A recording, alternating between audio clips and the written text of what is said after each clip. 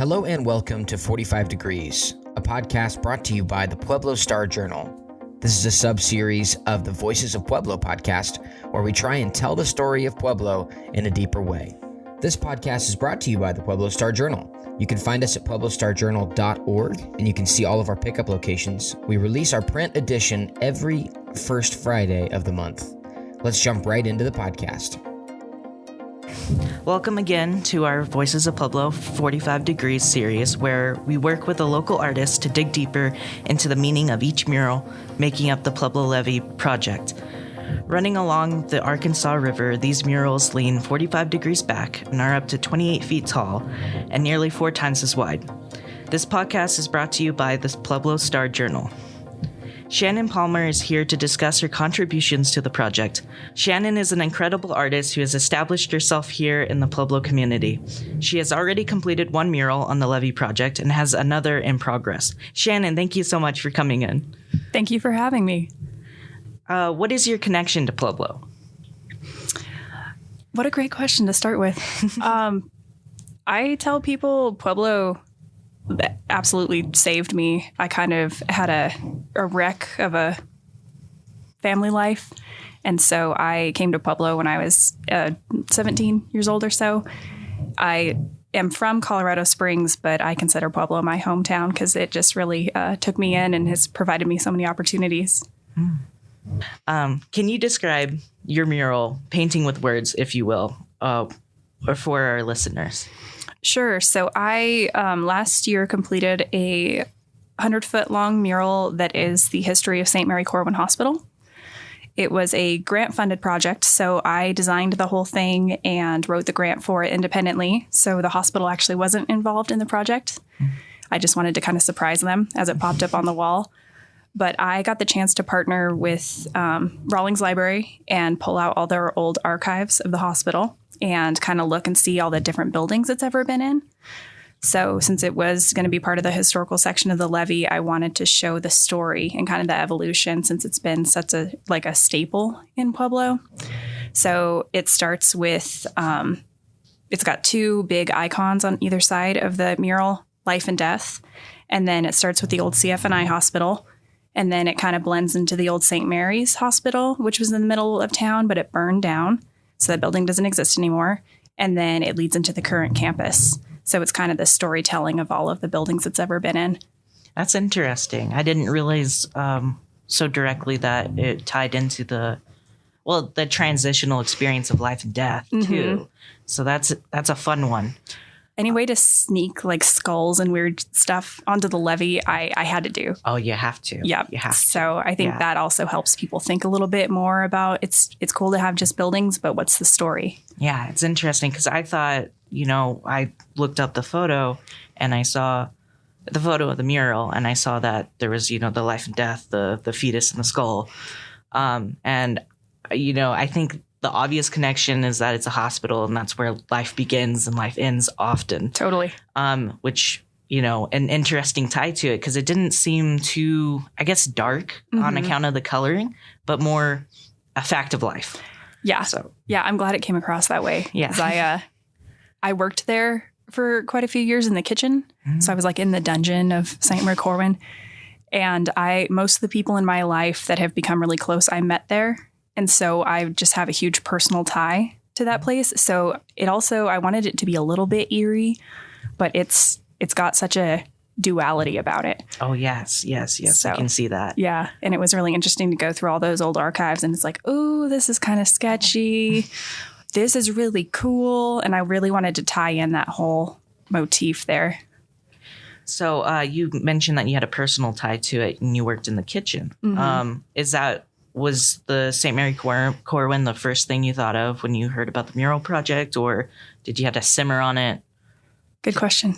I actually got rejected twice with my designs. And I think as a young artist, that's always hard to deal with the first couple times. Because you're like, what's wrong with me? Why don't you like me? But it kind of getting rejected a couple times with my designs kind of led to that place where I could really find some Pueblo history. My initial designs had religious elements in them, so they couldn't have that on the levee. But I I found a way to sneak it in with the Catholic hospital. Yeah. So getting rejected a couple times really led me to that huge project that I'm so proud of. And I'm glad it happened, honestly. Okay. Yeah. So it's like a kismet situation. Yep. So how long did it take you to complete a mural of that size? 6 months, I believe. Yes. And the grant actually gave us an extension because their funding came late. Thank goodness, because I thought I was going to be able to do that in like 3 months. No. And it was in the dead of summer. So I got heat stroke out there. No. So that put me down for a couple weeks too. So I learned a lot of lessons this year. Yeah. So how does it work? Like painting at that 45-degree angle, like, is it precarious? Yeah. Yes. Yes, it is. I'm afraid of heights.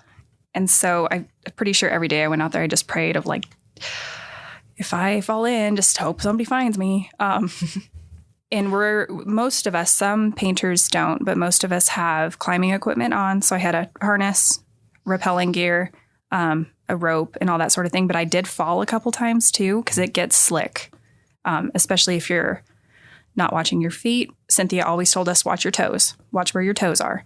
But if you step in your wet paint, you're going to go down. Oh, yeah. So like my second day out there primering, I slipped on a seam and the fishermen just watched me tumble kind of down the wall and I was just hanging there. Oh, no.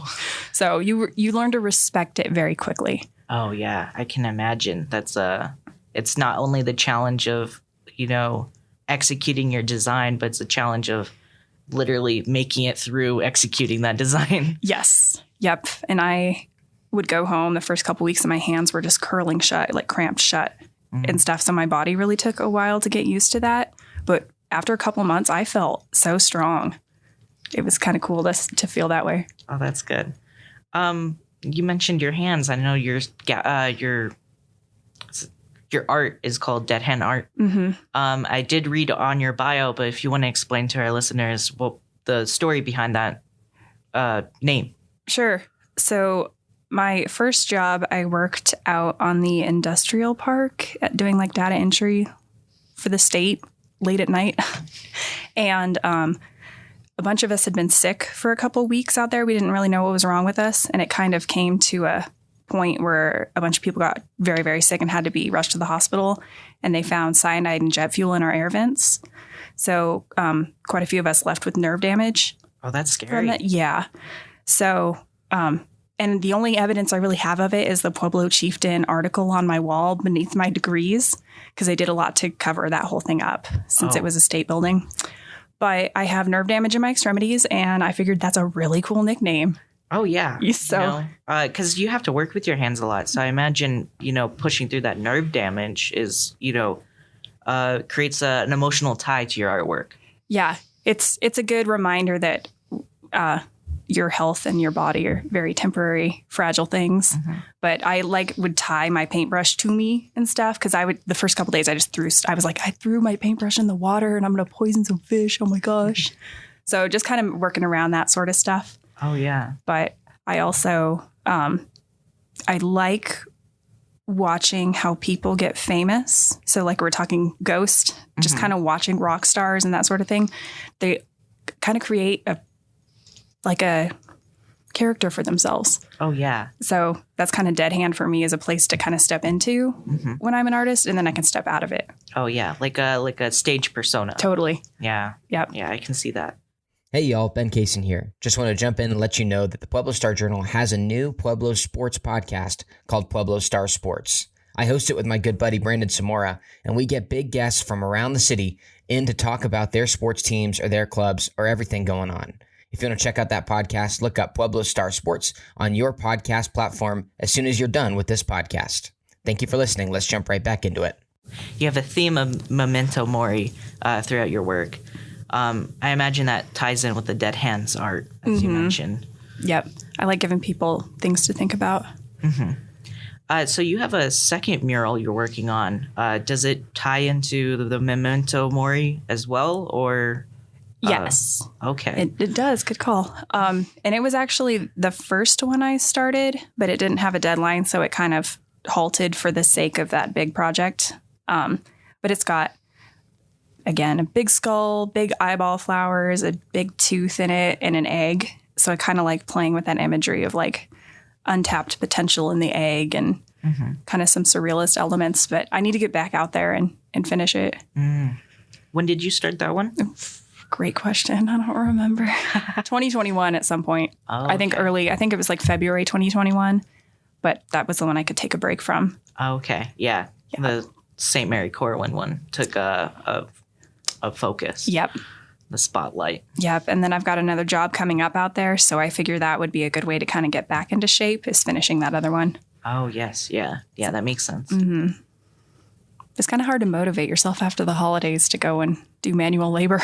Oh, yeah. It's like it sounds like it's a full body, taxing environment just beyond the normal expectations, I would say, of art. Yep. That you're just trying to get your design down, move on with your day. Totally. Now it's like you got to strap in, literally. Strap in and make something. Yeah. I used to do rock climbing. And so cool. I was terrified of it, did it anyways. Yeah. So I can't imagine being like 30 feet up and like, okay, I got to paint now. Yeah. I'm very grateful for the rock climbers in my orbit, essentially, because they helped me get comfortable with the equipment. Oh, yes. Because I don't know that I would have done it without their encouragement. Oh, yeah. Yeah. The rock climbing community is, obviously they have to be very careful, very safe, but you also have to trust the gear. Which I think about all the time. I'm just waiting for something to snap. Yeah, exactly. Yeah. And then you have to trust your partners too, because if they're belaying you, and getting you down into your position, there's that, precarious, again, situation of, well, hopefully they're paying attention, so yeah. So it's like kind of on the nose, to be doing that and then also be painting about, painting memento mori subjects. Totally. Yeah. So it seems to weave throughout your work process and finish. So yeah, I'm glad it's coming across. So how would you describe your style if you could put it into words? One thing that my senior classes here at CSU made us do was put stuff like that into words. So thank you, professors, for forcing us to do that. Shout out. I call myself a punk surrealist. I'm a huge fan of dreams, some just kind of like visions, that sort of thing. But at the same time, like skulls, bones, weird stuff. Pop art for sure. I just want to be the brightest, most obnoxious thing on the wall. Oh yeah. Yeah. So, that's fair. Yeah. Yeah. So what led you into art? Great question. I tried to go to college when I graduated high school, and I wasn't really ready for it. I was like, why would I do this when I can go work? So I went to work, and I just went back to college 5 years ago and got my art degree. So my whatever skill set you see on the wall and everything is not natural talent. It's hard work in school and practice. So I think I kind of just had to make up my mind of like, I wanted to be an artist, and I was always going to make an excuse that I was a college dropout. So I kind of just got my shit together and decided I was going to totally throw myself in that direction. So I think I just see that I'm good at it, and I'm a fairly organized business person too. So I'm seeing the avenues where I can make a living out of it, and I'm just going for it. So about business and art, how do you maintain that balance of, knowing that you got to get the business side done, but also knowing that you got to get the art side done? Yeah, it's a good question, because it is a balance and it's a delicate dance. And when I hear experts and professionals speak on it, they say you're going to do a lot more in the business end of your art than you're going to be actually making art. So not letting the art making consume me, and I have to make sure I'm marketing myself. I'm doing my QuickBooks. I'm keeping up on my taxes, doing all that sort of stuff. And thankfully, I did a mass communications minor while I was here. So that was hugely helpful in just how to be unashamed about marketing yourself too. Oh, yes. You know, and I think once you start seeing that it can be a lucrative business, that helps the business side come easier. And then the more I focus on my craft, the more timely I can make it. So I'm starting to find that balance. It's very hard. I got myself a time clock finally because I just worked from my own studio. And I was like, oh my God, I worked like a 16-hour day and I didn't take a lunch. So I got a time clock. Yeah, I got a time clock and I'm making sure I'm having like 8-hour days. I want to make the life I want to live. I don't need to just be like wandering around. Oh, yeah. Yeah, certainly. It's to keep that, life balance, So to go into marketing, what else do you do and where can we find your art? I have my fine art practice. I'm represented here at Blowback Gallery here in Pueblo. You can find me in Florence at the Floco Gallery, and I've got some places in Colorado Springs as well. My goal this next year is to make it another city over with my art shows. I do have a show coming up here at CSU in the Fine Art Gallery the second Friday of February. So it's going to be exciting to come back here and show my work too. But I'm mostly just trying to pour it all back into Pueblo right now. I think Pueblo can really rival some of the art towns for the freaking fantastic stuff we have here. Oh yeah. I think my goals are to really help all of the artists as much as I can to kind of elevate all of us together. Because Pueblo should be a destination for art consumers. Absolutely. Especially with the levee. Oh yeah. What a unique opportunity to go down there and see that big, like if we get the world record back. Oh yeah. That would be wild. Yeah, that would be a lot of fun. Yeah, hopefully we can do that, Yep. Going back to the Pueblo Levee, how did you find that opportunity of making a mural there? And do you have any connection to the levee? I initially helped Jen DeGroot had applied and gotten one out there. And so that was my first chance to rappel and do some of that because she had a big crowd of people come out one day. It was really cool.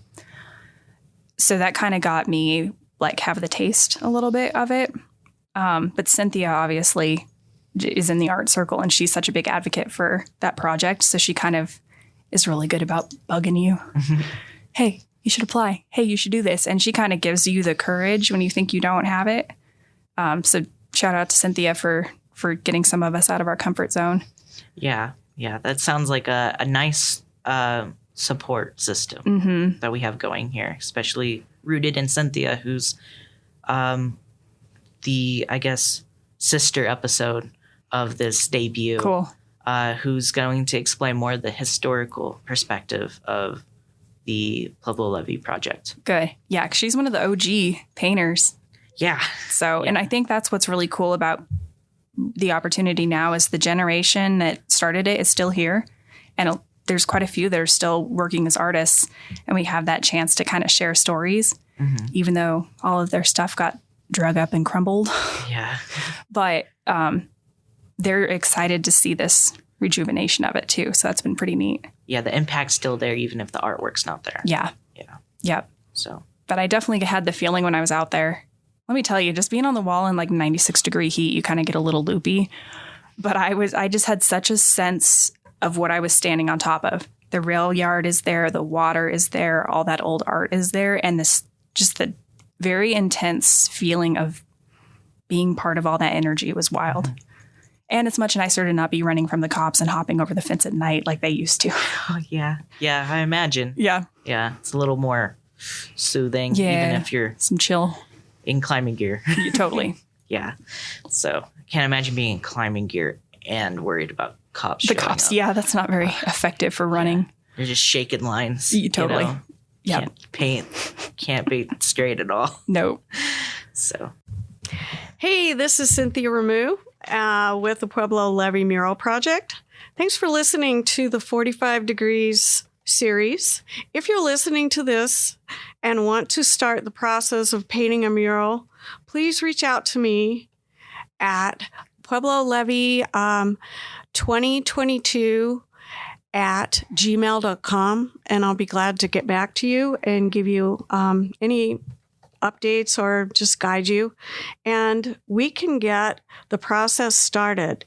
You can find more information on Facebook at Pueblo Levee Project Facebook page, and you can even message me there also. So I look forward to connecting with more artists in the community, and I look forward to giving you more updates as we get into the spring. There's going to be a lot more happening.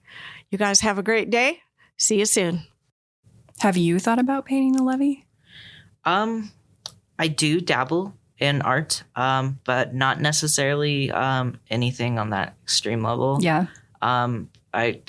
I don't even like painting on big canvases. Fair. And so, yeah, so I don't know if I could exactly do that. I did tell my sister, my sister's Anna Harbert. Okay. For listeners. She does a lot of art. She did the art walk, I believe, last year. Cool. And so she was able to participate in that. I told her she should do a mural, but we'll have to see if she's like keen on the idea of being in climbing gear and doing that. Yeah. If I remember correctly, she's kind of scared of heights, but maybe it's about the opportunity and not necessarily about the comfort zone. That's true. And there are some places where you can get on the ground that you're not above the water too. If you go further up, some artists got to actually just stand on the ground and look at it. You're still kind of having to rappel off the side, but you're not in that much of a precarious situation. Yeah.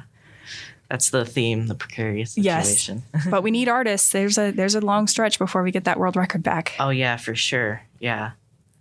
So for your other artwork, what are the mediums? How would you describe it?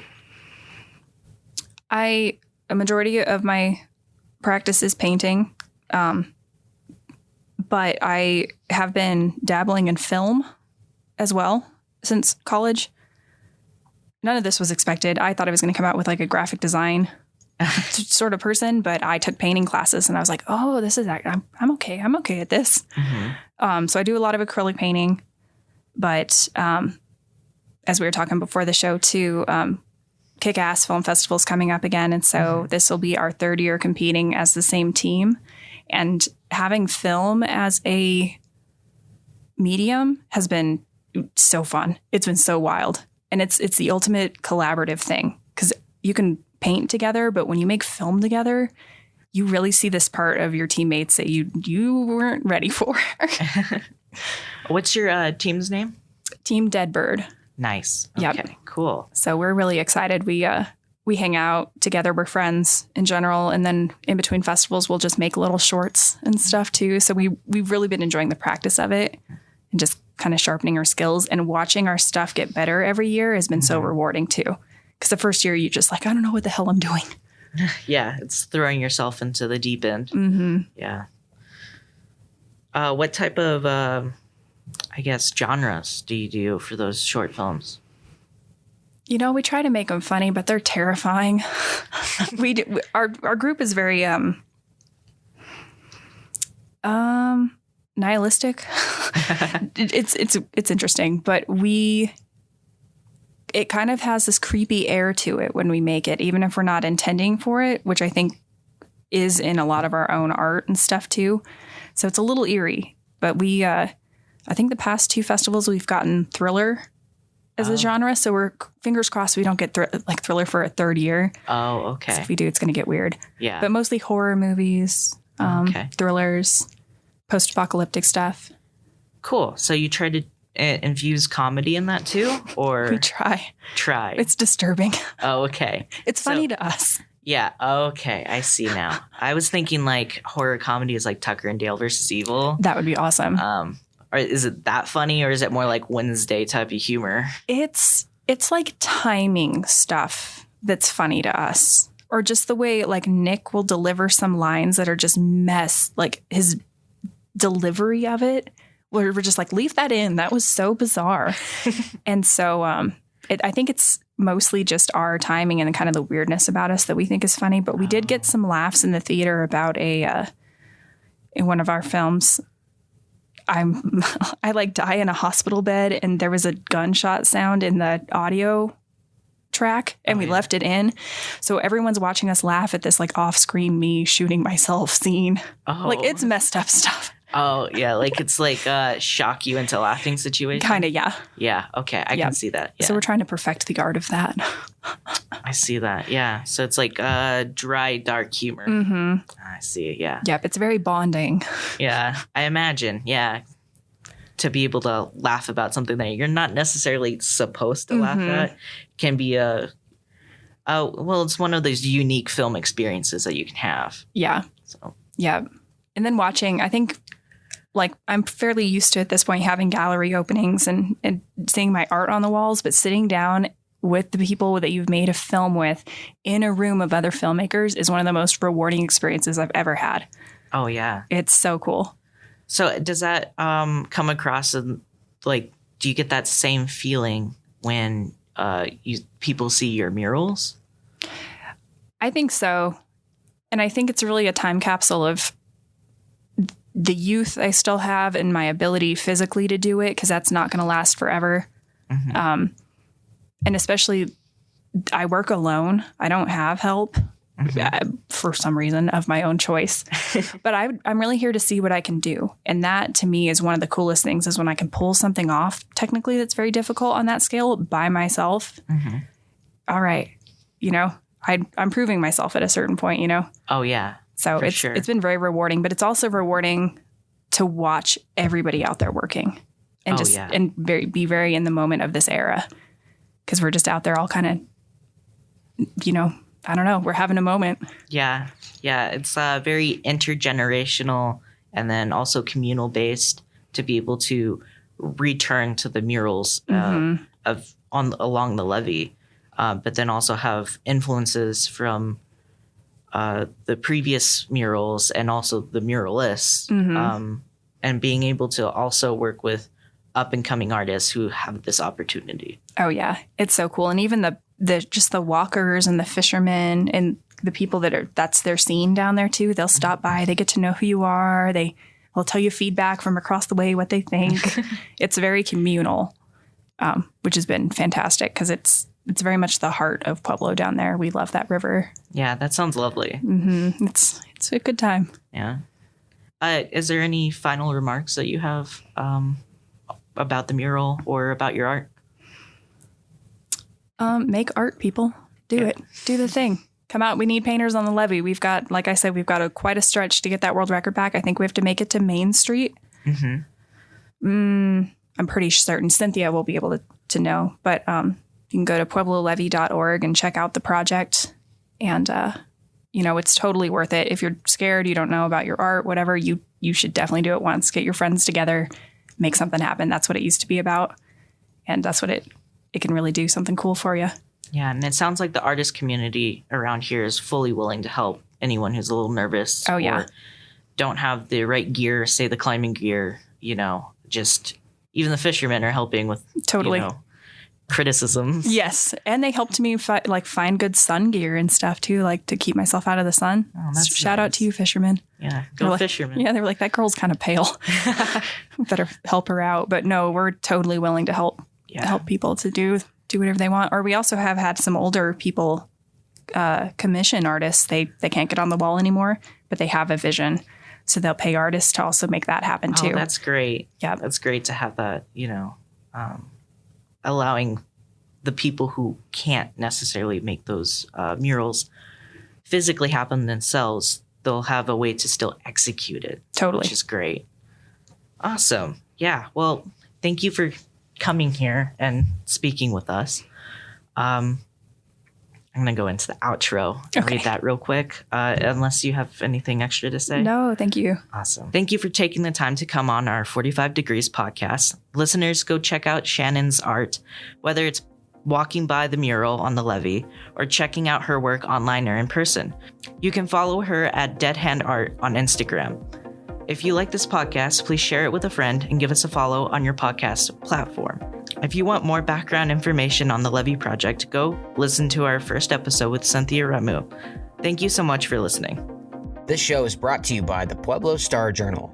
We understand that some people get their news differently than print. We have a print edition that comes out every first Friday of the month, but we're focusing now on podcasts as well. You can find our podcast right here by following the Voices of Pueblo, as well as checking out Pueblo Star Sports, which is our sports podcast. The voice you just heard was Cynthia Ramu. She's one of the first founders of the Pueblo Levee Mural Project, and she was the first guest on the 45 Degrees podcast. If you want to check out the episode with her, go find it right here on Voices of Pueblo and scroll until you see the orange 45 Degrees logo. Thank you so much for listening. Have a great rest of your day.